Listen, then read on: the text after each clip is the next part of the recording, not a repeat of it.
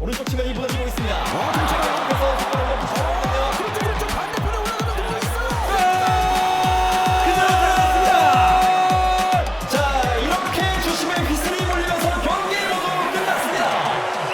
오버 더 피치와 함께하는 피치 코멘터리.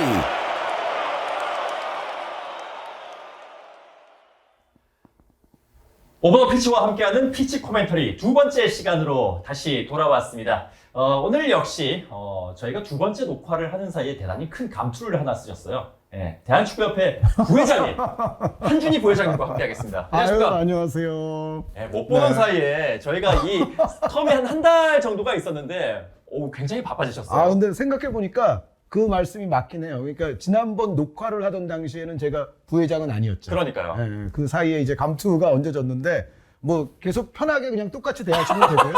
예. 뭐 감투 하나 더 썼다고 무슨 뭐 그렇죠. 뭐 달라지지 않으니까. 권위적으로 되고 그런 거 저는 굉장히 싫어하고요. 예. 그러니까 다 모든 걸 다 똑같이 하시고 다만 이제 지금 말씀하신 대로 좀 바빠지기는 좀 더 바빠졌습니다. 본래 본인의 계획과 좀 달라지셨죠, 지금? 제가 사실 이 쿠팡 플레이로 이적한 거는 다들 아시잖아요. 예. 쿠팡 플레이로 넘어간 가장 큰 이유 중에 하나가 좀 노동량을 좀 줄이고 싶다. 저녁이 있는 삶. 저녁은 원래 별로 없지만 그래도 만들어보는 네, 삶. 적어도 뭐 오전이라도 있는 예, 삶을 예. 만들고 싶다 해서 이제 쿠팡 플레이로 갔는데 그 이후에 2023년에 올해 계속 막 일이 쌓여요. 그리고 대한축구협회 이제 실제로 가보니까 해야 할 일이 꽤 있습니다 또. 예. 그래서 제가 작년 대비 지금 생각해 보면 한 1.8배 정도 지금 일을 많이 하고 있지 않나. 그래서 그래. 와이프가 아주 죽으려고 그래요 지금. 그 1.8배에 좀 저희가 일조를 하는 콘텐츠 저희가 오더 피치와 함께하는 피치 코멘터리 시간. 이 유니폼을 통해서 여러 가지 축구 이야기를 해보는 시간인데 사실 뭐 유니폼 뿐만이 아니라 이 유니폼 자체가 축구사에 왜 의미가 있는지 이런 것들을 함께 좀 심층적으로 이야기를 해보는 콘텐츠로 저희가 기획을 하다 보니까 역시 한준희 해설위원의 그 노동량을 계속해서 좀 강제를 할 수밖에 없는 것 같습니다. 저희가 첫 번째 이야기로 98년 월드컵의 결승전에서 만났던 프랑스와 브라질의 유니폼을 가지고 이야기를 해봤는데요. 이제 국내로 눈을 돌렸습니다. 올해 K리그 40주년이 됐어요. 네. 정말 중요한 해입니다. 그렇습니다. 40주년을 기념으로 또 명예전당 행사도 있었죠? 제가 했습니다. 그날 저 사회 보시더라고. 그 VIP석에 또 앉아 계셔가지고. 아니 VIP석 중에서는 제일 말석이었는데 그 네. VIP석도 이 센터 부근에 VIP석들이 있고 그 우리 심사위원단석이잖아요. 예. 거기는 조금 이제 가장자리 쪽에 예. VIP석이긴 했죠. 그런데 어쨌든 소준일 아나운서가 단독 사회를 보셨어요 그날. 그 출연료 얼마 받았어요? 여기서 까도 되는 거예요. 어쨌든 그 K리그 40주년을 저희도 뭐 축구판 안에 또 있는 사람들로서 정말 뜻깊게 생각하고 정말 축하를 드려야 될 것 같고 그날 또 명예전당에 헌액이 될 만한 분들이 다 또 헌액이 되셨죠. 그런데 그 가운데에서도 오늘 이제 주제와 관련해서는 김정남 감독님. 네. 김정남 감독님이 사실은 그 2005년에 인천과의 챔피언 결정전에서 울산이 승리를 거두지 않았어요? 맞아요. 그 해에 그 업적이 만약에 빠졌다면 인천이 우승을 했다면 그러면은 김정남 감독님이 제가 정말 존경하는 분이기는 한데 쉽지 않았을 수 있다. 다른 지도자 도전자들이 있었을 수 있다. 그럼요. 도전자분들이 계시거든요. 당연히 그렇죠. 계시는데 어쨌든 김정남 감독님 입장에서는 굉장히 본인의 커리어에 정말 뜻깊은 우승 한 번이었다는 생각이 들어요. 예. 저희가 이제 K리그 40주년 말씀을 드린 게 바로 제가 지금 입고 있는 바로 이 옷이 되겠습니다. 이 옷의 주인공 인천 유나이티드가 올해 창단 20주년이 됐거든요. 그렇죠. 예. 인천이 2004년부터 리그에 참여했으니까 실제 창단은 그거보다 약간 전에 2003년에 한 거죠. 그렇죠. 예. 2003년 12월 말에 했죠. 그렇죠. 보통 이제 연말에 창단하고 이제 그 다음 시즌부터 들어오는 팀들이 대부분 아닙니까? 네. 이제 그런 식으로 창단이 된 건데 정말 20주년이 됐고 20주년 만에 뭐 이따 또 얘기가 나오겠지만 최초로 AFC 챔피언스 리그 또 올 시즌 이제 8월 22일부터 출격을 하지 않습니까? 네. 그래서 20주년을 딱 기해서 챔피언스 리그도 최초로 밟는다. 이거는 인천 팬들에게는 정말 여러 가지로 뜻깊은 올 시즌이 아닌가라는 생각입니다. 이제 40살을 맞이한 K리그의 시민 구단들도 참 많아졌습니다. 사실 절반 이상을 차지하는 것이 이제 시민 구단들인데 그 시민 구단에 어찌 보면 원조격 대구 FC와 함께 거의 원주격의 그런 구단이라고 할 수 있겠고. 그런데 그 엄밀히 말하면 예. 대구는 2003 시즌부터 참여가 됐었고 그래서 격이라고 했습니다. 인천은 이제 2004 시즌부터 예. 됐으니까 대구가 더 한 살 형인 건 맞아요. 예, 맞아요. 대구가 한 살 형인 게 맞고 여기서 이제 그럼 대전은 어떠냐? 그 대전 문제를 요거는 이제 참고적으로 말씀을 드리자면 대전은 원래는 사실은 기업 구단이라고 봐야 돼요. 그 건설사가 했었죠. 예, 대전은 이게 대전과 그 충남 지역에 있는 지역 기업들이 컨소시엄을 이뤄서 이제 그 컨소시엄의 구단이었죠. 네. 그러다가 이제 사실은 뭐 불행하게도 IMF 사태가 나고 점점 이제 그 기업들이 떨어져 나가고 이제 어려워지고 한 상황에서 이제 2006년에 와서 시민구단으로 재출범을 하게 되거든요. 그러다가 2020년에 와서는 지금 아시다시피 대전 하나 시티즌으로 이제 다시 거듭나게 되는데 대전은 그러니까 묘하게도 기업구단, 시민구단, 다시 기업구단 요런 아주 특이한 역사가 있어요. 그래서 시민구단의 역사로만 따졌을 때는 대전은 대구와 인천보다 뒤입니다. 네. 예, 그래서 말씀드리기를 대구가 사실은 가장 맏형이라고 볼 수 있고 바로 그 다음 바톤을 넘겨받은 것이 인천 유나이티드가 됩니다. 그 인천 유나이티드가 말씀하신 그 2005년의 엄청난 성과를 바탕으로 해서 시민구단으로서 가장 먼저 좀 두각을 드러낸 클럽이라고 그렇죠. 이야기를 해야 될 네. 것 같은데요. 오버 더 피치에서 이 인천 유나이티드의 창단 20주년을 맞이해서 원년이었습니다. 2004년 유니폼을 복각을 해서 지금 제가 입고 있는 이 맨투맨부터 시작해서요. 네, 이거 예. 저 기사에서도 저도 봤어요. 예, 그리고 한 의원님 뒤쪽에 있는 이 옷들도 다 이제 복각을 한 제품들이거든요. 이걸 보니까 좀 어떤 게 떠오르세요? 그러니까 저희가 이제 요즘 알고 있는 인천은 검파잖아요. 검파. 파검이죠. 예, 파검. 예, 예. 그렇죠. 파검의 이거 순서 중요해요. 파검. 파검의 예. 피니셔 예. 스테판 무고샤. 예, 예. 무고사 선수가 파검의 피니셔죠. 예, 예. 그 검파가 아니고 이제 파검인데 파검입니다. 그 파검이 아니에요. 이 원년의 유니폼이. 그러니까 대단히 많은 분들이 원래부터 파검 아니야라고 생각을 하실 텐데 원년에는 그냥 단색이었어요. 그렇습니다. 예. 그래서 가장 이제 이 원년의 유니폼을 복각한 이 옷을 보니까 그 사실 예전부터 K리그를 보신 분이 아니라면은 대부분 인천하면은 파검을 떠올리기가 쉬운데 이거죠. 예. 예. 이거죠. 예. 이게 2005년이죠. 그러니까 이게 영화 비상의 그 모티브가 됐었고 그리고 인천이 가장 빛났었던 2005년의 유니폼입니다. 그러니까 리그에 참가한 지 두 번째 시즌부터 이렇게 파검의 스트라이프가 생긴 거고 원년에는 이런 스트라이프가 없이 파란색만. 이렇게 있었다는 거죠. 예. 그래서 복각을 한 유니폼 역시 이렇게 단색으로 나와 있습니다. 그래서 정말 이 파검이 아닌 인천의 파란 유니폼은 굉장한 역사성을 가진다. 네. 그런 생각이 들고요. 그리고 보면은 이제 이거는 약간 기업 얘기이기는 합니다만 인천의 원래 그 스폰서 이 유니폼 스폰서가 여기였죠? 예. GM 대우죠. 대우. 네. 와, 대우를 다시 이제 입에 올리는 것이 탱크주의. 저도 정말 이제 오랜만인데 세계는 넓고 할 일은 많다. 예전에 원래 이제 대한민국의 이 대기업 역사에서는 원래 원조는 삼성입니다. 예. 왜냐하면은 예전에 저 어렸을 때만 해도 이제 어른들이 야, 대한민국에서 돈 제일 많은 사람이 누군지 알아? 그러면은 항상 정답은 이병철. 이자, 병자, 철자 그분이거든요. 타짜에도 나오죠. 그런 얘기가 나옵니다. 이거 타짜에? 이병철이고 이거 이 정주영. 나오잖아요. 이거. 그런데 아수라 말발타. 아수라 말발타에서 예, 거기서 나오죠. 그런데 어쨌든 그 이병철 이제 삼성 원조 회장님이 대한민국 그 돈 많은 사람의 거의 대명사였어요. 그러다가 이제 80년대부터 현대가 약진을 하죠. 현대는 그 업종 자체가 그 삼성과는 조금 다른 업종으로 이제 두각을 나타내기 시작했는데 그게 이제 자동차랑 건설 아닙니까?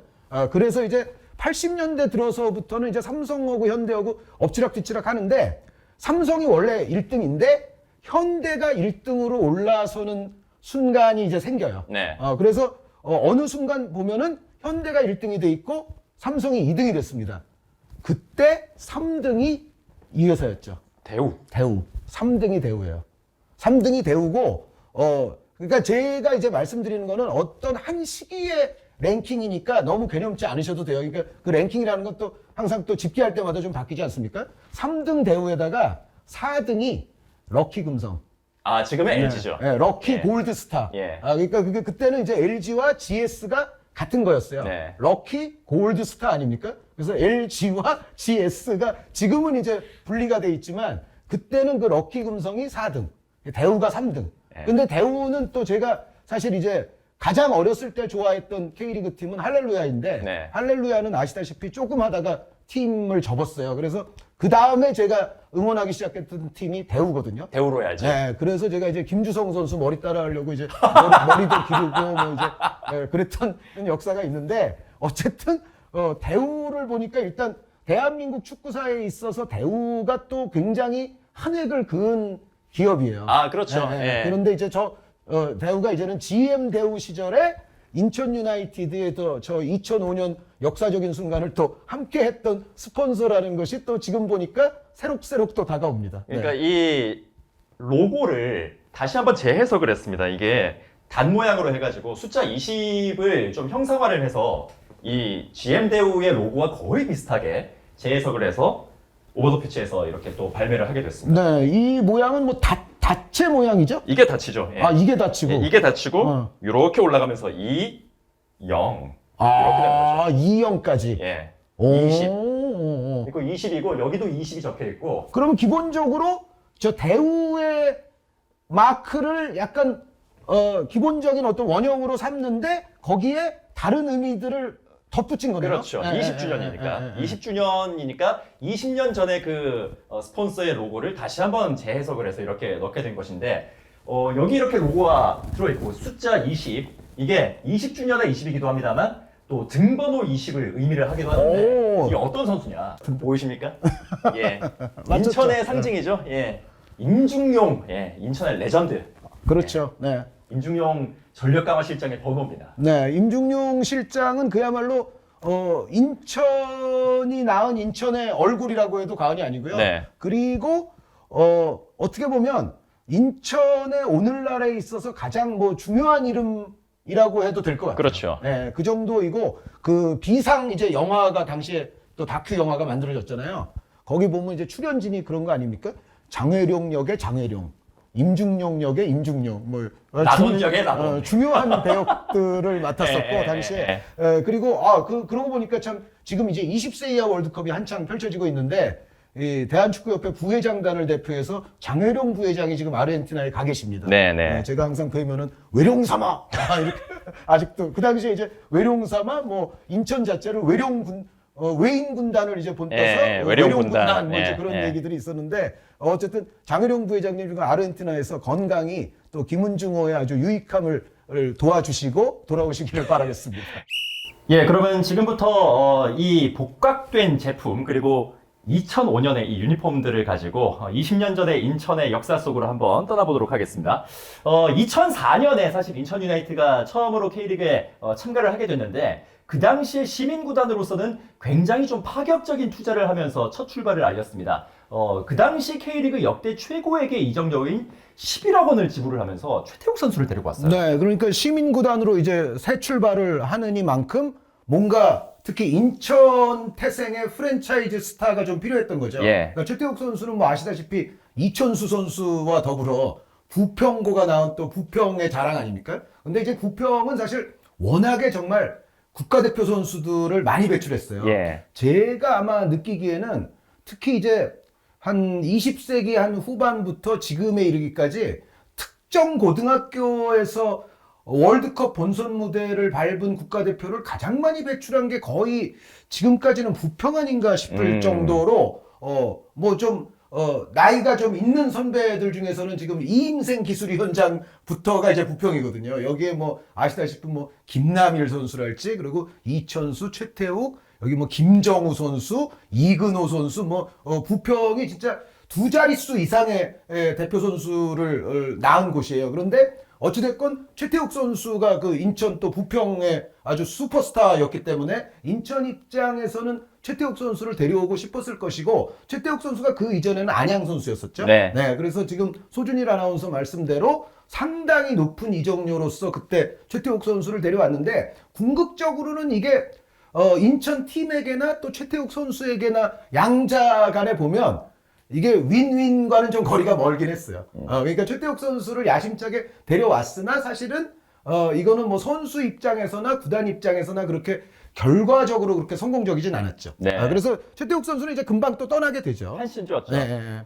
최태욱 선수의 그 대단한 이적료로 영입됐던 그 사건만큼이나 역시나 K리그 전체를 놀라게 했던 또 하나의 영입이 있었는데 바로 프리미어리그에서 뛰었던 튀르키예 국가대표 수비수 알파이 웨잘란. 사실 이 이름을 네. 저희가 말씀을 드리는 게 지금 이 콘텐츠를 보실 인천 팬분들에게 굉장히 좀 죄송한 이야기긴 합니다만 이 선수가 왔었어요. 알파이 선수가 제가 그 미국 유학할 때 네. 그때 이제 부터 제가 이제 프리미어 리그를 또 뭐 유학 가기 전에도 사실은 뭐 케이블 우리 TV나 뭐 KBS 위성을 통해서 이제 잉글랜드 축구를 볼 기회가 있었지만 유학 가서 이제 많이 볼 때 이제 알파이 선수가 그 아스톤 빌라로 왔어요. 그렇죠. 잘하긴 해요. 거기서는 잘했고 또 이제 터키 대표로서도 활약이 좋았었죠. 그렇긴 한데 애초에 이 선수 자체가 엄청나게 거친 선수입니다. 근본적으로. 그렇죠. 아주 되게 거친 선수라서 사실은 그러니까 뭔가 경기를 보다 보면 정말 막을 때 보면은 환상적인 그런 장면들이 있기는 한데 그럼에도 뭔가 항상 그런 거 있잖아요. 뭘 터뜨릴지 몰라. 아슬아슬한. 그러니까 마음속에 흑영령이 항상 좀 잠자고 있는 그런 선수예요. 네, 그러니까 이제 그 아수라 백작처럼 그렇죠. 항상 좋을 땐 좋은데 이게 또 어디로 튈지 모른다. 네. 이런 또 불안감을 갖고 있는 선수인데 어찌됐건 이제 그 당시에 K리그 입장에서는 어쨌든 우리가 이제 그 당시는 사실은 근데 브라질이나 이런 데서는 좋은 선수를 굉장히 잘 데려오던 시기였거든요. 그때가 어떻게 보면 K리그 팬들이 아직도 그리워하는 외국인 선수 수입에 있어서 K리그가 엘도라도처럼 전성기를 맞이한 때 아닙니까? 그래서 사실은 남미 쪽의 우수한 선수들은 이미 우리가 많이 봤고 또 동구권 선수들도 이제 많이 봤는데 잉글랜드 프리미어 리그 선수는 좀 귀하잖아요. 그렇죠. 귀하고 좀 새로운 신선한 맛이 분명히 있었고 여전히 좀 그래요. 그리고 이제 인천이 창단할 때쯤 되면 우리나라에도 잉글랜드 프리미어 리그의 어떤 존재감이라든가 인기가 꽤 높아진 때예요. 그러니까 아시다시피 이제 99년 맨체스터 유나이티드의 트래블 이후부터는 잉글랜드 프리미어 리그가 리그 랭킹과는 상관없이 대한민국에서도 다른 리그보다 이제 높은 인기를 누리기 시작했거든요. 네. 그런데 딱 거기서 이제 프리미어 리거가 오니까 심지어 월드컵에서 우리가 3, 4위 결정전에서 만났던 팀의 국가대표 선수가 오는 거니까. 그러니까 이제 터키가 또 그 당시에 축구력으로도 어느 정도 세계적으로 대접을 좀 받는 위치였고 그런데 그런 선수가 딱 오니까 뭐 기대감을 일단 안 가질 수는 없었어요. 당연하죠. 안 가질 수는 없었는데 저는 여기서 이제 가장 미안한 선수가 누구냐면 전북의 에드밀손 선수. 이 에드밀손 선수가 전북 팬들과 K리그 예전 팬분들은 다 아시지만 K리그에서 정말 골이면 골, 어시스트면 어시스트, 공격 포인트를 생산해내는 데 있어서는 정말 손꼽힐만 한 제목 중에 하나였거든요. 2000년도 초반에. 근데 이 에드밀손 선수의 커리어를 거친 행위로 끝내버린 선수가 알파이 선수죠. 네.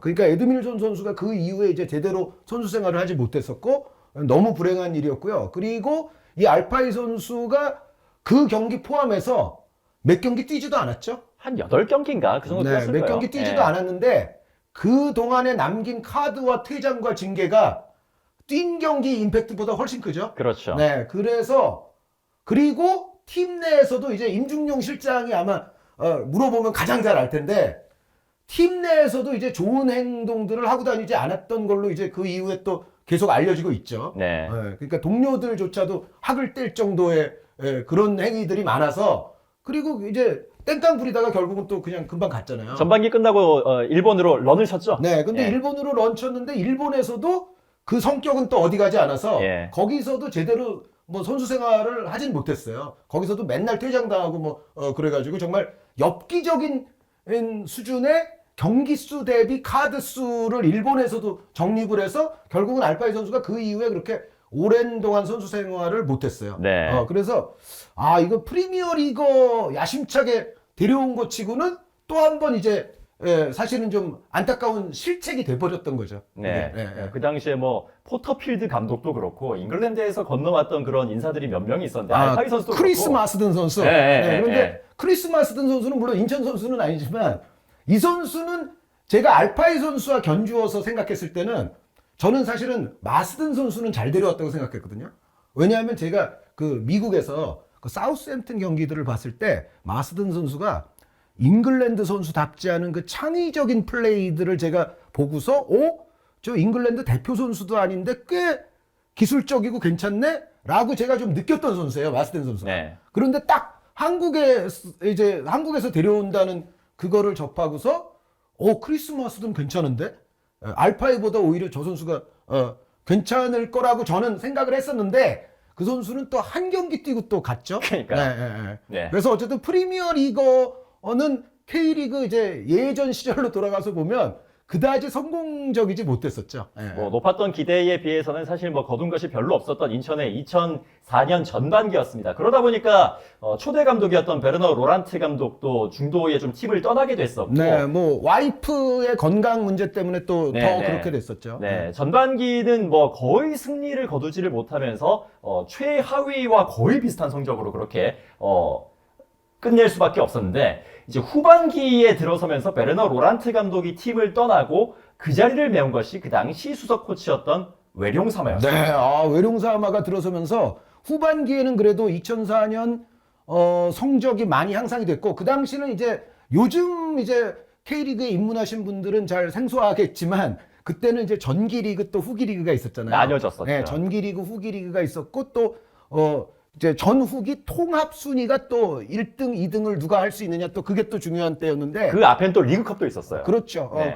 그런 이제 지금과는 좀 시스템이 달랐습니다만 인천이 후기 리그 때는 상당히 높은 순위까지 올라갔어요. 그런데 이제 통합을 해서 보면 거의 이제 뒤에서 두 번째 정도 하는 네. 이제 그 정도의 성적으로 일단 이 유니폼을 입었던 원년은 그 정도로 맞췄다. 네. 네. 그러니까 2004년은 좀 아쉬움, 아주 진한 아쉬움과 함께 다음 해에 다가올 희망을 좀 예고를 하는 첫 번째 도전이었다. 이렇게 좀 정리를 하면 될 것 같은데요. 네. 그런데 이제 거기서 제가 하나 잊어버린 게 제가 좋아하는 선수가 이제 인천에 그때 중도에 영입이 됐어요. 마니치 선수. 마니치. 네, 예. 마니치. 인천에서 또 뭐 마니산이라는 그런 이름도 붙여줬었던 이제 마니치 귀화를 선수가, 한다 그랬었어요, 네, 그때. 마니치 예. 선수가 인천에 그 당시 이제 안종복 단장이 있었기 때문에 그 옛날 대우 선수였잖아요. 네, 네, 마니치 선수가. 네. 그래서 마니치 선수가 왔는데 이제 나이가 좀 들기는 했어도 아마 그래도 인천 팬들은 당시에 마니치 선수는 꽤 좋아했을 겁니다. 예. 네, 마니치 선수가 와서 어쨌든 이제 2004년 중도에 왔다가 또 이 선수는 2005년 중도쯤에 다시 떠나게 되거든요. 그렇기는 한데 어쨌든 마니치를 다시 한번 볼 수 있는 기회를 또 인천이 그 당시에 제공을 했었죠. 자, 그렇게 되면서 2005년에 새해가 밝게 됐는데 기존의 2004년 시즌에 뼈대를 이뤄줬던 인천 유나이티드의 선수들이 거의 그대로 유지가 됐습니다. 임중용 선수를 비롯해서 김학철 선수가 또 후방에 네. 있었고요. 김학철 선수도 원래는 예전에는 대우에서 뛰던 선수예요. 네. 네. 그리고 중원에서 하드워커 역할을 해줬던 노종건 선수도 있었고요. 노종곤 선수가 진짜 노지우개, 네. 뭐 마지우개 이런 것처럼 노지우개로 불렸던 선수죠. 네. 그리고 2005년에 자신의 기량을 완전히 만개를 시키는 그 라돈치치 선수가 사실은 2005년이 아니라 2004년부터 있었던 선수입니다. 그렇죠. 라돈치치 선수의 정말 아주 절정기를 이때 이제 인천에서 구가를 하게 되는데 라돈치치 선수는 그런데 그 이후에 이제 성남 뭐 시절 다 포함하면 이 선수는 굉장히 일단 재밌는 선수예요. 네, 라돈치치 선수는 제가 이제 나중에 그 성남에서 신태용 감독님하고 이제 있는데 라돈치치 선수가 신태용 감독한테 반말하고 가버리는 것도 제가 옆에서 봤거든요. 직관하셨군요. 진짜 직관했어요. 예, 예, 근데 예. 진짜 그 일부 기자들이 그런 기사들을 쓰시고도 했잖아요. 그러니까 라돈치치는 막 감독한테도 반말한다. 막 한국 농담 다 한다. 막 그런데 저도 그걸 기사로만 보다가 한번 실제로 직접 봤어요. 그러니까 신태용 감독이 야이씨. 그럼에도 불구하고 신태용 감독이 인도네시아로 이제 떠났을 때 지금 코치. 라돈치치 코치를 또 데리고 갔어요. 그렇죠. 그런 걸 보면 또 사이가 굉장히 좋은 것 같은데 라돈치치 선수가 또 인천에 있었고 그리고 2005년을 함께할 선수 굉장히 중요한 선수 이 외룡 군단의 새로운 얼굴이었죠. 최호진 선수가 영입이 최효진 됐어요. 선수. 최효진 선수는 뭐 K리그 40년 그 레전드 뽑을 때도 그 세대별로 또 저희 심사위원단에서 이제 15명씩 또 레전드를 네. 뽑아서 그 가운데에서 사실 그 최종 헌액자가 이제 뭐 언론 기자분들 그리고 팬분들 이제 투표 등에 의해서 또 결정이 됐잖아요. 그런데 그 최우진 선수는 정말 한 시대의 레전드급입니다. K리그 전체 역사를 봤을 때. 그리고 최우진 선수가 옴으로써 이제 전재호 선수와 더불어서 좌재호, 우효진 이런 라인이 이제 구축이 됐죠. 네. 네. 그러면서 이제 왼쪽과 오른쪽 윙백의 활발한 그런 공격력을 활용을 하면서 이 인천 유나이티드가 좀 날아올 그런 준비를 마칠 수가 있었는데. 아, 여기에 이제 빼놓을 수 없는 이름이 아기치 선수. 아기치. 네, 아기치 선수가 중원에서 정말 공수양면에서 굉장히 좋은 역할을 해줬던 아기치 선수가 또 영입이 됐거든요. 네. 그래서 이제 마니치 선수가 나가기 전까지 이제 마니치, 라돈치치, 아기치. 역시 동구권은 치야. 네. 그 치가 아닌 선수 지금 생각났어요. 셀미르. 아, 셀미르 선수는 이제 동구권 선수가 아니니까. 아, 그래요? 네, 셀미르 선수 있었고, 방승환 선수 있었어요. 그렇죠. 네. 그러니까 공격 라인이 라돈치치, 셀미르, 방승환. 네. 이 선수들이 이제 공격 라인이었고, 그리고 이제 인천이 그 초창기 때 성남 출신 선수들 영입들이 좀 있었어요. 그러니까 그 전재호 선수도 성남 출신이고, 그때 이제 김우재 선수랄지 황현석 선수랄지 이런 선수들도 이제 그 당시 인천에 입단을 했었습니다. 네. 자, 이렇게 기존에 있었던 선수 그리고 새롭게 영입된 선수들을 한데 모아서 인천의 전력을 만들었던 인물이 바로 2005년에 정식 감독으로 선임이 된 장회령 감독이었어요. 네. 그 선수 얘기하니까 제가 한 명만 더 추가할게요. 이정수 선수. 아, 당시 이정수 선수도 인천에 2005년에 있던 선수 합류했죠. 중에 이제 이정수 선수가 우리가 알고 있는 그 남아공 월드컵 해발슛의 히어로 이정수 예, 선수가 예, 맞습니다. 예, 그러니까 예. 이정수 선수의 남아공 월드컵에서의 정말 스타로서의 대성공을 이제 주춧돌로서 만들어준 클럽이 인천 유나이티드입니다. 또 한 명 생각났어요. 네, 누구 있습니까? 김치우 선수. 아, 김치우 선수는 사실은 지금까지 언급된 선수들보다 좀 어리죠. 네, 네. 어린 선수로서 이제 인천에서 원래 이제 초창기에는 다른데 이제 임대들을 갔다가 아마 이제 2005년 중간쯤인가요? 돌아올 겁니다. 그러니까 2004년 뛰고 2005년 전반기에 임대를 갔다가 돌아왔어요. 네, 맞아요. 네, 네, 예. 네, 네. 이런 선수들을 주축으로 해서 이제 장혜령 감독이 전력을 만들어서 도전을 했었는데 이 전반기에 대단한 성적을 올렸습니다. 7승 3무 2패. 딱 2번밖에 지지 않으면서 이때 굉장히 순위가 높은 2위를 또 달성을 했어요. 그렇습니다. 그때 이제 포터필드 감독의 부산 때문에 사실은 1위를 못했죠. 예. 하지만 이미 그 전반기 때부터 인천이 올 시즌 정말 뭔가 큰 일을 이루지 않을까? 그리고 이제 각 클럽의 뭐 열성 팬분들 말고 좀 제3자적인 관점에서 K리그를 보시는 분들은 그때부터가 아마 제 기억에는 인천을 웬만하면 그러니까 자기 이제 퍼스트 팀 응원하는 팀을 제외하면 다들 왠지 인천 쪽으로 마음이 자꾸 기울기 시작하는 그런 게 이미 전반기 때부터 저는 시작이 됐던 걸로 기억이 돼요. 왠지 좀 작은 팀이니까 응원하고 싶고. 아, 이런 것들. 그렇죠. 예. 그리고 그 전해의 어떤 성적을 봤을 때는 2005년에는 인천이 한결 조직적이고 달라진 모습으로 처음부터 뭔가 이게 들썩부른 싹처럼 보인단 말이죠. 그리고 뭐 영화 비상에서도 많이 소개가 됩니다만 사실 이 2005년의 인천이 정말 아주 불굴의 투지와 아주 효율적인 조직력 그리고 정말 골을 또 넣어줄 수 있는 선수들이 잘 어우러지면서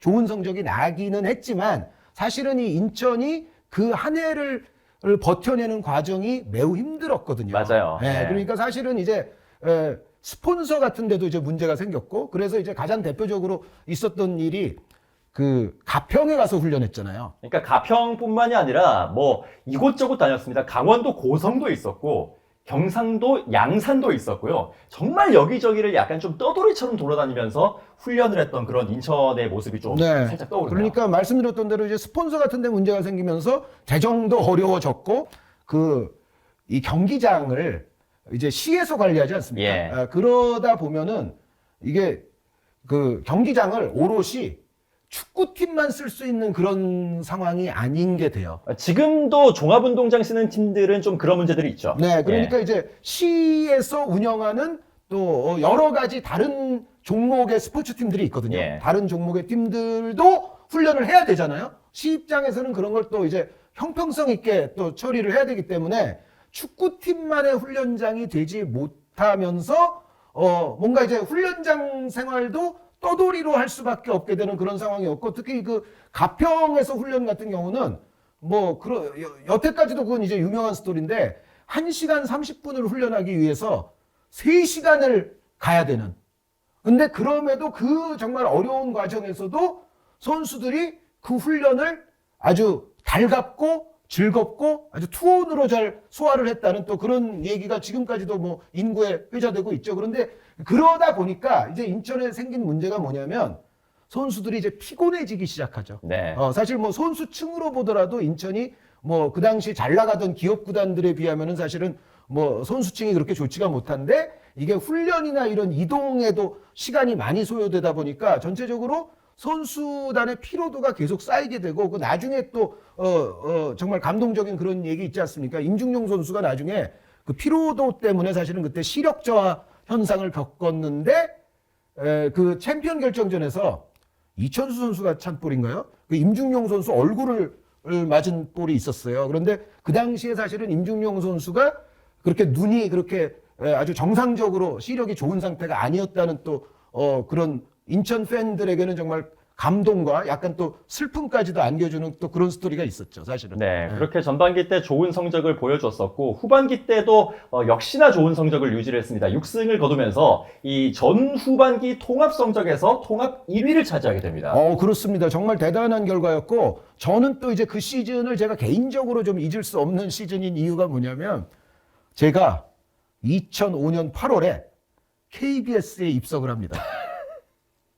저의 커리어에서는 굉장히 대단한 네, 일이었어요. 그렇죠. 이제 회사를 옮기신 거죠. 네. 그 전에는 뭐 이제 전속 같은 그런 건 아니었으니까. 네, 그런데 네. 이제 KBS에 마침내 2005년 8월에 오게 되는데, 그때가 또 그 K리그 TV 프로그램의 가장 거대한 원조라고 볼 수 있는 비바 K리그. 그때가 원년이에요? 비바 K리그 원년이에요. 오. 그런데 제가 그 이제 8월 이전까지는 이제 비바 K리그에 제가 참여하지 못했지만, 그런데 이제 그 8월부터 제가 비바 K리그를 또 맡게 되거든요.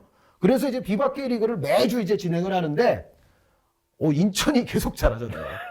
그러니까 저한테는 당연히 또 기억에 남아요. 그렇죠. 첫 해니까. 저한테는, 당연히 기억에 남고, 챔피언 결정전 할 때도 KBS가 중계를 했었는데, 네. 특히 그 인천 팬들에게는 좀 뼈아픈 그 5대1 경기, 그 경기도 KBS에서 이제 중계를 했었는데, 중계까지는 저는 그때는 아니었고, 그 K리그 그 정도 큰 경기는 그때는 이제 이용수 교수님께서 이제 중계를 하셨고, 저는 이제 어떻게 보면 PD들이나 뭐 우리 작가들이랑 비바 K리그 우리 팀이랑 그냥 구경하러 갔어요. 네.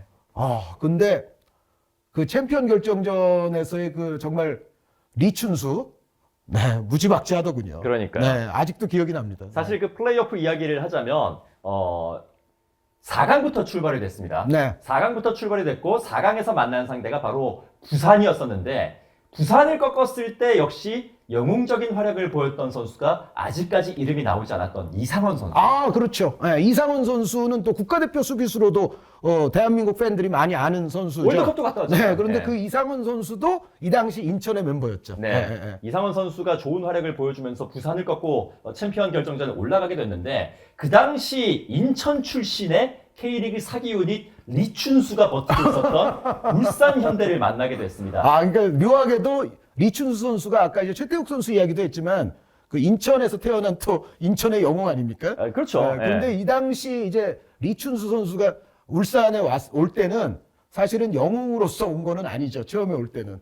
아시다시피 그 소시에다드 누만시아에서 실패를 하고서 그리고 이제 K리그로 이제 시즌 중도에 넘어왔는데, 그러니까 리춘수 선수가 그 당시에 자꾸 리춘수래요. 근데 리춘수라고 해도 다 알아듣잖아요. 그리고 이천수 선수가 리춘수라고 하면 좋아할 거예요. 네. 리춘수가 그 채널 이름이잖아요. 유튜브잖아요. 채널 이름이라서 자신의 채널이 또 홍보가 더 되는 거기 때문에 좋아할 텐데, 어쨌든 이 이천수 선수가 그 K리그 경기를 그렇게 많이 뛴 게 아니에요. 그러니까 한 20경기가 안 되고요. 10몇 경기 뛰었는데, 이제 챔피언 결정전까지 해서 또 20경기가 안 될 텐데, 이때 올린 공격 포인트가 어마무시합니다. 그러니까요. 이게 네. 1차전에서만 해트트릭, 마차도 선수하고 번갈아 가면서 도합 5골을 터뜨리면서 인천을 그야말로 박살을 내버리는 그런 활약을 보여줬습니다. 그러니까 사실 정말 솔직히 말씀드리면, 제가 그 비바 K리그 팀이랑 같이 가서 구경했다고 그랬잖아요. KBS가 이제 그때 중계는 아마 서기철 아나운서, 이용수 위원께서 네. 중계를 하시고 그런데 그때 정말 솔직히 말씀드리면 그 비바 K리그 팀 전체가 다 인천 편이었어요. 언더독을 좀. 그때 뭐 담당 PD 중에 한 명도 아주 인천의 그 시즌의 모습에 반해가지고 정말 인천을 광적으로 아주 정말 응원했던 PD도 있어요. 제가 이름은 밝히지 않겠지만 그런데 그러면서 다들 인천 편을 들었는데 이거는 뭐 근데 이천수, 마차도 뿐만 아니라 그 당시 다른 또 울산의 선수들 위력이 엄청난 거예요. 그러면서 이제 뭐 경기 초반부터 그러니까 인천이 경기를 그렇게 못했느냐 하면 그건 아닌데 전방에서의 마무리를 지을 수 있는 클래스가 차이가 났다. 너무 차이가 났다. 그래서 결국은 그 경기는 인천이 정말 장기간의 시즌을 운영하는 데 있어서는 가장 훌륭한 팀이라고 해도 과언이 아니었지만 그 중도에 합류한 그 이천수를 비롯해서 울산 선수들이 보유하고 있던 그 클래스가 정말 중요한 이런 뭐 단판은 아니고 두 판이었습니다만 거의 뭐 1차전에 사실 승부가 났다고 해도 과언이 아닌데 그 1차전 그런 단판에 딱 걸렸을 때 그럴 때는 클래스가 말을 한다. 그거를 저는 그날 뼈저리게 느꼈죠. 2차전 이제 울산으로 건너가서 인천이 2대1로 승리를 거뒀습니다. 라돈치치 선수가 2골을 넣으면서 좀 분전을 하긴 했습니다만 워낙에 1차전에서 큰 패배를 당했었기 때문에 결국은 우승컵은 울산 쪽으로 넘어가게 됐었고 그래서 결국은 또 시즌 MVP도 이천수 선수가 탔잖아요. 근데 이제 그런 게 이제 자주 있는 일은 아닌데 그러니까 예를 들어서 예전에 잉글랜드 프리미어 리그로 비유하자면 지안프랑코 졸라 선수가 첼시의 중도에 왔는데 중도에 와서 올해의 선수 이런 걸 타거든요. 이천수 선수를 봤을 때 저는 졸라 선수가 딱 생각이 났어요. 그러니까 경기 수가 좀 적어도 이게 사실 그 최우수 선수 이런 거 뽑을 때는 핸디캡 아닙니까? 그렇죠. 크나큰 핸디캡인데 요 기간 동안에 보여준 게 너무 임팩트가 센 거예요. 그러니까 누적 스탯을 임팩트가 이긴 거죠. 그렇죠. 그래서 그리고 결국은 울산이 그 당시에 통합 2위였죠. 그러니까 전기 우승을 한 것도 아니고 후기 우승을 한 것도 아니고 인천처럼 통합 1등을 한 것도 아니었잖아요. 그렇죠. 그런데 그 통합 2위로 올라온 울산을 우승까지 이끌었으니까 이천수 선수의 그 당시의 활약도는 정말 지금 생각해도 한 명의 선수가 영향력을 행사할 수 있는 것으로서는 거의 최대치로 중요한 경기에서 영향력을 행사했던 K리그의 어떤 역사의 한 장면이었다. 이렇게 볼 수가 있습니다. 자, 이천수 선수 만족했습니까? 혹시 이거 보면은. 그러다 보니까 그 인천의 비상 2005년에 이 유니폼을 입고 이제 활약을 했었던 그 인천의 비상은 결국 하늘 끝까지는 올라가지 못하고 그 바로 아래 단계에서 좀 멈추고 말았습니다. 그런데 그 정도로도 사실 인천은 축구 팬들에게 엄청난 로망을 줬어요. 맞아요. 그러니까 아까 이제 처음에 시도민 구단의 역사 이야기할 때 대전은 이제 원래는 기업 구단이었고 사실 가장 맏형은 그런 의미에서 이제 대구고 인천이 그 다음이다 말씀을 드렸는데 인천이 시도민 구단의 로망을 만들어준 걸로는 퍼스트예요. 첫 번째예요, 정말. 그러니까 시도민 구단이 이 정도의 어떤 팬들에게 감동을 선사하면서 이 정도의 전체적인 시즌에서의 임팩트를 남기는 그런 역사를 쓸 수 있다는 거를 처음으로 보여줬던 오죽하면 이게 다큐멘터리 독립영화로 나왔겠습니까? 그러다 보니까 뭐 지금 K리그 현장을 다녀봐도 그렇고 인천 팬들의 그 화력이라는 게 한 명 한 명이 뿜어내는 화력이 사실 다른 팀들의 서포터들을 좀 압도하는 그런 느낌이 있는데 이 10여 년 전부터 꾸준히 그 인천의 비상을 지켜봤던 그 올드 팬들이 다시금 돌아오기 시작하면서 그런 효과가 나오지 않나 그런 생각이 좀 들고 있는데요. 사실 인천이 2005년에 우승에 도전을 했었고 그리고 2009년에 플레이오프에 진출을 한 이후부터는 사실은 좀 위쪽으로는 올라가지 못하고 지금까지 인천에게 약간 좀 꼬리표처럼 따라붙어 다니는 생존왕이라는 그런 별명이 생기는 2010년도를 맞이를 하게 됐습니다. 저거는 하나 있었어요. 2015년에 저랑 이제 생년이 같은 개띠 친구 김도훈 감독. 김도훈 감독 시절에 FA컵 준우승의 업적이 그랬죠. 그리고 이제 요 말씀은 하나 또 이제 정보적인 차원에서 드리고 싶은 거 하나 있네요. 그 사실은 그러니까 인천이 지난 시즌에 역대급 시즌을 보냈다고 아주 칭송이 자자했고 최초로 챔피언스리그 무대를 밟게 됐잖아요. 그런데 이러면은 이제 요즘 또 입문하신 팬분들은 이런 질문을 하실 수가 있어요. 아니 그때 준우승했다는데 그럼 챔피언스리그는 그때 나갔어야 되는 거 아니냐? 그런데 그때는 대단히 아쉽게도 AFC 챔피언스리그의 시스템 자체가 우승팀 하나, FA컵 우승팀 하나 이런 식으로밖에는 주어지지 않았어요, 티켓이. 그러니까 지금 이제 완전히 이제 UEFA 유럽식으로 우리가 지금은 리그 랭킹에 따라서 각 리그별로 티켓 수가 배분이 되고 그 티켓 수가 이제 여러 장이면 뭐 1등, 2등, 3등 그리고 뭐 FA컵 뭐 이런 식으로 되는 거 아닙니까? 네. 그런데 그 당시만 하더라도 지금 시스템이 아니라서 그냥 리그 우승팀 한 장, FA컵 우승팀 한 장. 그러니까 인천은 준우승을 했으니까 챔피언스 리그 무대를 아직까지 밟아본 적이 없다가 올해 8월 22일에 드디어 그 첫 발걸음을 떼는 거죠. 그래서 리그 성적만으로 하면 사실은 장혜룡 감독의 인천이 조성환 감독의 지난 시즌의 인천보다는 성적이 좋았던 거죠. 네네. 그런데 조성환 감독의 인천은 여기에 플러스 알파 최초의 챔피언스 리그 업적이라는 거를 더 갖고 있는 거죠. 네. 지난 2022년에 인천은. 네. 사실 그 장혜룡 감독의 인천과 조성환 감독의 인천 사이에는 상당히 좀 많은 일들이 있었고, 네, 그 사이에는 정말 힘든 일들이 많았죠. 예, 특히나 2016년부터 2021년까지 그 사이에 인천은 그야말로 생존을 위한 처절한 사투 그 자체였다고 해도 과언이 아닐 정도의 시간을 보냈습니다. 2016년에 가장 마지막까지 강등을 당할 것이냐 아니면 피할 수 있을 것이냐를 두고 좀 끝까지 알 수 없는 상황이 펼쳐졌었고, 마지막 경기 끝나고 나서 팬들이 그라운드 위쪽으로 쫙 들어와서 난입했던 그 장면은 사실 K리그 40년 사이에 다시 보기 좀 힘든 대단히 좀 진귀한 장면의 하나로 또 남아 있습니다. 네, 그리고 그 경기도 아마 KBS 지상파에서 중계가 됐었어요. 그 스크롤이 올라가면서 네. 스크롤과 함께 사람들이 막 뛰어가는 그 장면이 있어요. 그런 어떤 분위기와 기분을 K리그에서도 한번 제대로 보여준 게 바로 그 인천의 생존이었는데, 그런데 이제 그 이후에도 이제 매 시즌 인천은 그 생존의 문제에 걸렸었고, 특히 시즌 전반부까지 정말 희망이 없어 보이다가 그러다가 이제 결국은 막판에 이르러서 간신히 생존하고 이제 그런 역사의 좀 반복이 계속 이루어졌었죠. 이제 그 가운데서 역시 이제 팬들의 가장 안타까움을 자아내면서 기억에 남았던 시즌은 역시 2019 시즌에 유상철 감독.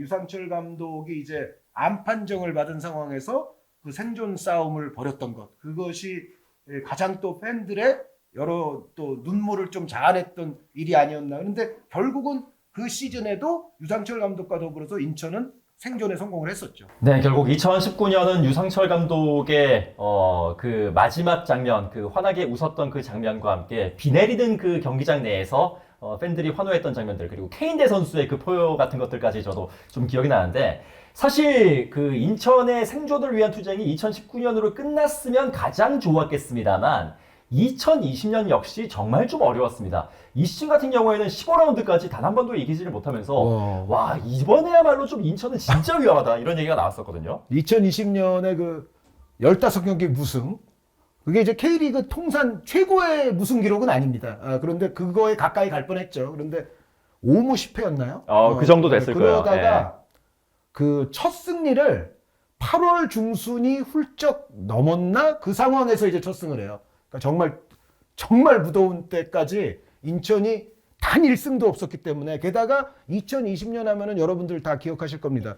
코로나19가 이제 창궐한 그 첫 해가 2020년이죠. 그러니까 이게 단축으로 진행이 돼서 38라운드가 아니라 단축 27라운드였어요. 단축 시즌인데 여기서 15경기에서 승리가 없었다? 이거는 확률적으로는 이번에는 진짜 강등이다. 그러니까 거의 3분의 1을 날린 거거든요. 그렇죠. 그 3분의 1 이상의 여파가 있죠, 사실. 27에서 15면은. 그러니까 3분의 2에 가까운 그런 상황인데, 네. 그때 당시에 인천을 위기에서 구한 구세주가 바로 지금의 감독 조성환 감독이었습니다. 네, 그렇죠.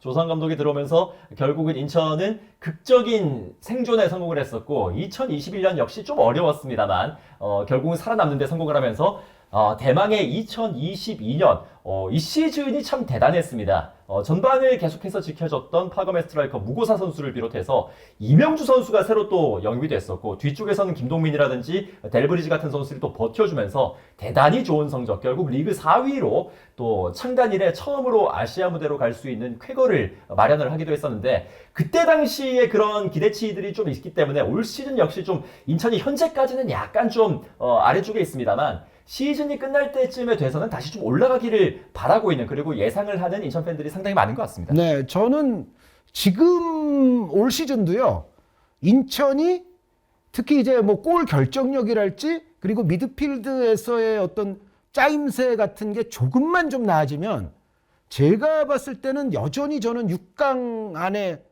들 수 있는, 네. 그러니까 뭐 제가 지금 인천 방송을 하고 있다고 그래가지고 그런 말씀을 드리는 게 아니라 여전히 전력적으로 봤을 때는 6강을 할 수 있는 전력이라는 생각을 저는 갖고는 있어요, 기본적으로. 그런데 이제 지난 시즌에 인천이 정말 훌륭했지 않습니까? 그런데 지난 시즌에 인천이 이제 어떤 면에서 훌륭했냐면, 그 전까지 생존만을 위해서 투쟁했을 당시의 인천은 그야말로 정말 공격 루트랄지 이 빌드업 자체가 단조로움 그 자체였죠. 맞아요. 그러니까 어떻게 보면 이제 전방에 무고사 선수 하나를 보고서 나머지는 그냥 수비적으로 내려앉아서 아주 단순한 축구를 하는 경우들이 좀 많았는데, 지난 시즌부터 이제 조성환 감독이 이런 흐름을 완전히 바꿔놨어요. 지난 시즌의 인천은 제가 시즌 뭐 시작하기 전부터, 그리고 초반부터 인천이 좀 잘 될 것이라는 예상을 저는 여러 군데서 했었거든요. 그런데 그 가장 큰 이유가 뭐냐면, 지난 시즌 인천은 과거처럼 수비만 하다가 단조롭게 역습하는 것만 노리는 그런 데서 완전히 탈피해서 좀 주도를 하고 싶을 때는 주도적으로 나갈 수도 있고, 그리고 역시 견실하게 내려앉을 때는 또 내려앉을 수도 있고, 그러니까 실리 축구와 주도 축구를 적절하게 자신들의 그 입맛과 상황에 따라서 섞어서 아주 절묘하게 구사할 수 있는 그런 유형의 팀으로 작년에 인천은 거듭나 있었어요. 네. 그것이 정말 엄청난 성공을 일궈냈는데, 근데 올 시즌의 인천을 제가 봤을 때는 약간 이게 개념적으로만 말씀드리자면, 작년에는 말씀드렸던 대로 실리 축구를 하고 싶을 때와 주도하는 축구를 하고 싶을 때가 적절히 잘 믹스가 될 수 있었는데, 올 시즌에는 아시다시피 신진호 선수부터가 벌써 왔고, 또 제르소 같은 또 자원이 왔어요. 그러면서 뭔가 올 시즌의 인천은 지난 시즌이 실리 반 주도 반이었다면, 올 시즌의 인천은 보다 더 많이 주도할 수 있는 축구를 해야만 될 것 같은 그런 인천이 됐거든요. 그런 선수들이 왔죠. 그렇죠. 그런데 이게 막상 해보니까 오히려 지난 시즌만큼의 수비 밸런스가 잘 나오지 않고, 미드필드에서도 볼을 잘 다루는 선수는 늘어났지만 전체적인 밸런스 면에서는 이게 과연 좋은 건지 약간 이제 의문점이 계속 생기고 있고, 그리고 문제는 뭐니 해도 전방에서 충분한 골을 터뜨리질 못해요. 그러다 보니까는 이게 멤버는 이제 좀 더 주도적으로 변했는데, 그러면은 사실은 이거는 결정력적으로도 마무리가 좀 더 좋아야 되거든요.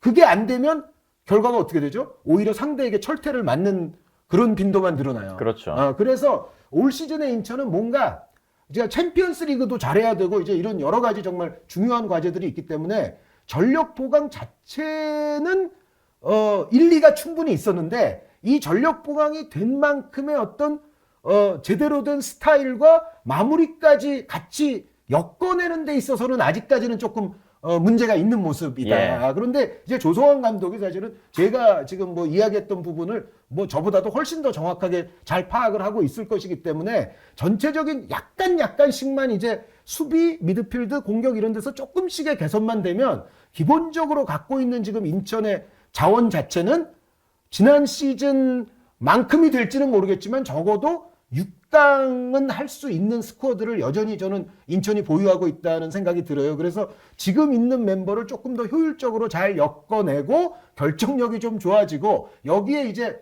좀 더 좋아지기 위해서는 혹시 이제 가능하면 또 여름 이적 시장이 있지 않습니까? 그렇죠. 여기서 조금 이제 보강을 하고, 그리고 계속 이제 끊이지 않는 소문 중에 하나는 무고사 선수 리턴에 대해서 다시 오냐 계속 마냐. 이제 말이 나오잖아요. 그러니까 예. 무고사 선수가 지금 빗셀고베는 반드시 떠나야 될 입장이거든요. 거기서 뭐 전혀 쓰질 않고 있기 때문에. 그래서 만약에 그런 부분이 다 성공적으로만 된다면 인천은 여전히 강팀일 수 있다. 네. 라는 말씀을 제가 드리고 싶어요. 네. 자, 인천의 창단 20주년이 됐습니다. 그런 만큼 인천 역사상으로도 굉장히 좀 의미가 있는 한 해이고, 그리고 역시 올 시즌 아시아 무대로 가기 위해서 상당히 좀 많은 투자를 한 중요한 시즌이기 때문에 시즌 막바지에 가서 인천의 모습이 어떻게 되어 있을지, 이 또 오버 더 피치가 새롭게 이렇게 발매를 한 20주년 기념 상품들과 함께 인천의 팬분들도 한번 기대를 해보시면 아주 재밌을 것 같습니다. 예, 오버 더 피치와 함께하는 피치 코멘터리 오늘 두 번째 시간이었습니다. 인천 유나이티드의 2004년부터 지금까지를 한번 훑어봤는데요. 저희는 다음 시간 피치 코멘터리 세 번째 시간으로 다시 인사드리도록 하겠습니다. 안녕히 계세요.